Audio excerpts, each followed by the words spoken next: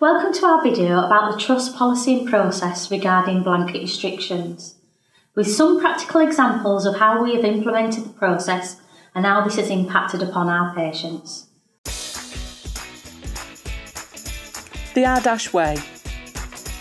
Improving what we do and the way we do things. Here at RDaSH we care for people right across Doncaster, Rotherham and South Humber. We provide lots of different services to lots of different people, and we employ lots of different staff. We want this to be a great place to get the help you need and a great place to work. Whether it's improving school nursing in Bolby or recovery teams in Scunthorpe, there are two things we always think about: quality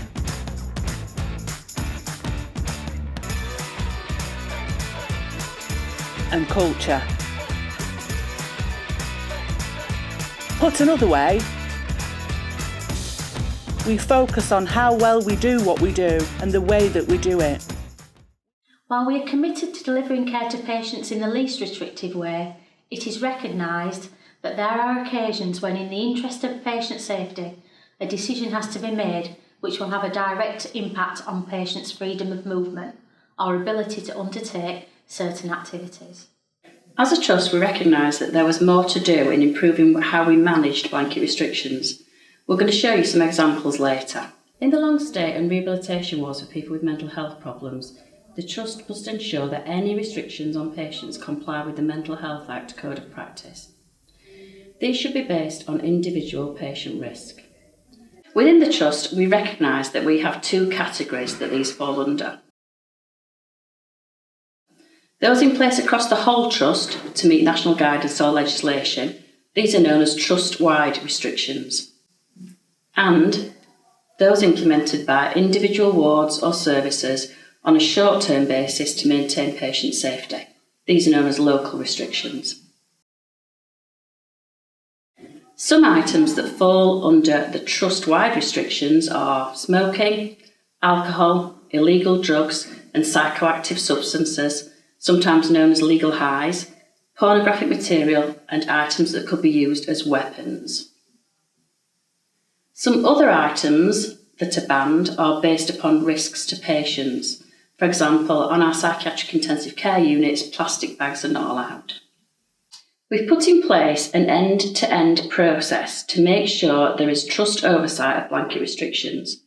When a ward or service area puts in place a blanket restriction or an incident occurs as a result of a previously agreed restriction, an incident form, IR1, is completed by staff. The IR1 form includes who is reporting the incident, the date, the time, the location, description, site, department and impact. The same system and process is in place when a blanket restriction is then closed. This is so that senior managers within the Trust are alerted when the IR1 form is submitted, whether that is to open or close an incident. All blanket restrictions are collated onto a blanket restrictions register, which is managed by the Nursing and Allied Health Professions Directorate. Care groups review any local blanket restrictions that they have in place, so as well as local ward arrangements, there are monthly reviews through care group assurance processes. Having all the blanket restrictions on the register is helping the Trust to make sure that any restrictions are appropriate and only in place as necessary. Each open blanket restriction requires a timescale for monitoring and review. It's important that any locally implemented blanket restrictions are regularly reviewed and in place for as short a period as possible. There is also corporate oversight. I'm a member of the Reducing Restrictive Interventions group and we review all blanket restrictions identified. We then can update the Trust Executive Management Team quarterly on what is in place and any lessons learned. We also review any corporate blanket restrictions are reviewed annually as a minimum. We've also produced additional guidance in the form of questions for staff to ask themselves regarding blanket restrictions. The purpose of the guidance is to help staff that may need to make a decision whether to introduce or remove a local blanket restriction. So, the things that we need to think about. Why are you introducing a blanket restriction? What risk is being mitigated? Is this a risk relating to all patients? Have you talked to patients or patients' families and friends about the restriction? What alternatives have been considered and dismissed? What negative effect does this blanket restriction have on the rest of the ward? Like most trusts, we have many policies and procedures that we need to make sure are in place. For blanket restrictions, we wanted to make sure we got this as right as possible when the new policy and process came into place. To help this, we involved our culture and organisational development team as part of our RDaSH way. This was to help get a better feel of staff understanding of their role in ensuring that least restrictive practices were in place for our patients. As part of our RDaSH way discussions with staff about blanket restrictions, what we found was that staff understood why we had the trust-wide restrictions in place, such as alcohol, but in some instances we needed more support implementing and challenging the behaviour. An example of this was patients wanting to smoke whilst they were on the ward environment. There was also instances where staff had to challenge and ask questions about their own local practice.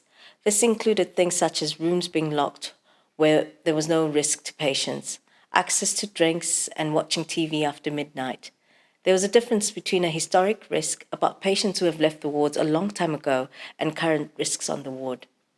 The work done didn't just help raise awareness on the wards themselves, but also helped to shape some of the work we've been doing across the trust. For example, we're able to develop a set of frequently asked questions as a result of queries that staff have raised, and practical tools and exercises for staff to question and challenge the practice.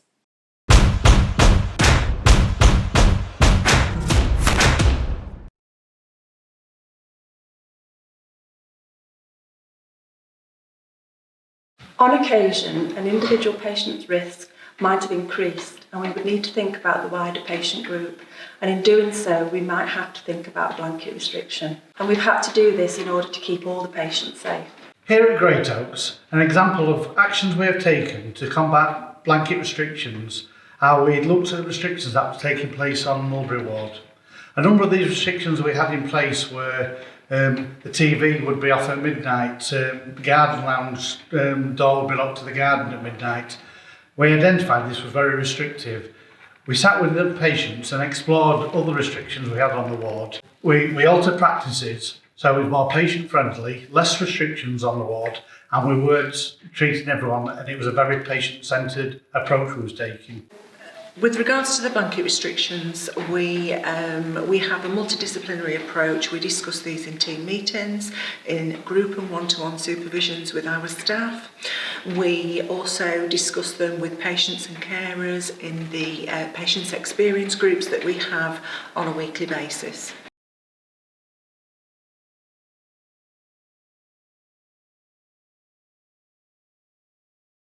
So on Jubilee, we've focused on reducing some restrictions in our kitchen area, so making sure the patients on the rehab facility have open access to the kitchen to make drinks, food, and making sure if we do need to lock off the kitchen for any reason that there's the justification and that it's in proportion to the risk that's been associated with this. So the staff have fed back that it's nice to see the patients have more ability to be independent and go in the areas such as the kitchen. They feel confident that we've risk assessed it appropriately, that the patients have got care plans. So they've got guidance, staff have got guidance around why and when patients have access to what they do have.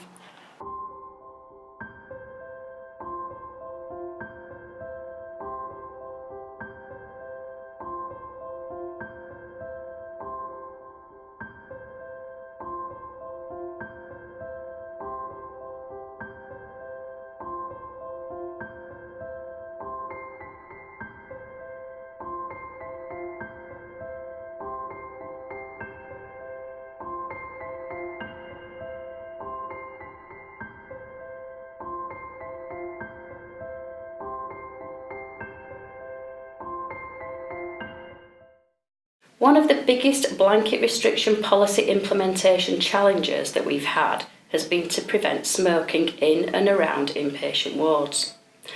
As a trust, we've done lots to encourage both patients and staff to quit smoking. For our inpatient areas, the use of approved disposable e-cigarettes or nicotine replacement therapy should be offered as part of the admission process. We've implemented the use of e-burners to help ensure that we are smoke-free.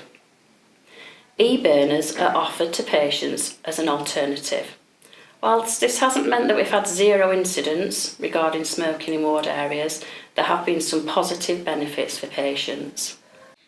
Thank you for listening and learning a bit more about what we need to do about blanket restrictions. Please make sure that you are familiar with our policy and processes. This is about ensuring that we have the least restrictive practices in place as possible for our patients. Sometimes we do need to have restrictions in place for all patients in a service or ward, but we mustn't be afraid to ask questions or challenge our own practice. If you see restrictive practices in place in the services you work in, or as you go about the trust, please do ask the manager there why. If there's something that bothers you or concerns you, don't be afraid to say something. As a trust, we have a real commitment to support your freedom to speak up.